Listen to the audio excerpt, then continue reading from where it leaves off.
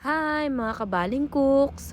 For today's video, magluluto po tayo ng isang special na putahe ng chicken, ang orange honey chicken. Para po sa ating mga kakailanganin, meron tayong boneless breast chicken. Tinimplahan lang natin ng asin at paminta at minarinate ko po ng 1 oras. Para sa mga ingredients ng gagawin nating sauce, naggadgad tayo ng luya. Meron din tayong sariwang orange juice. Ilagay lang natin sa isang lalagyanan ang ginadgad nating luya, lagyan ng oyster sauce, ng soy sauce. At kung wala kang honey sa iyong Love Light, dito sa ating gagawing honey orange juice, meron tayong honey. Lagyan rin natin ng sugar. At para sa pampaganda ng kulay at pampadagdag din ng lasa at linamnam ng ating lulutuin, maglagay tayo ng ketchup.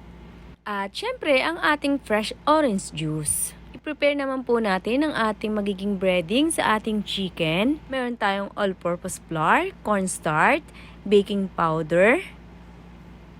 Timplahan lang natin ng asin, paminta, at halu-haluin.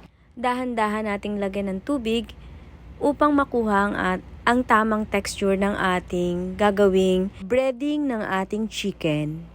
Sa ating na-marinate na chicken, para mas lalong sumarap at magiging paborito ng lahat, dagdagan natin ng garlic powder ang ating na-marinate na chicken.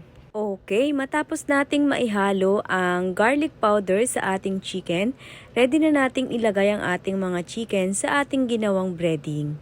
Ready na tayo magprito mga kabaling cooks. Okay, isa-isahin lang nating ilagay ang ating na breading ng mga chicken sa ating mainit na kawali. At hintayin mag golden brown ng ating mga chicken.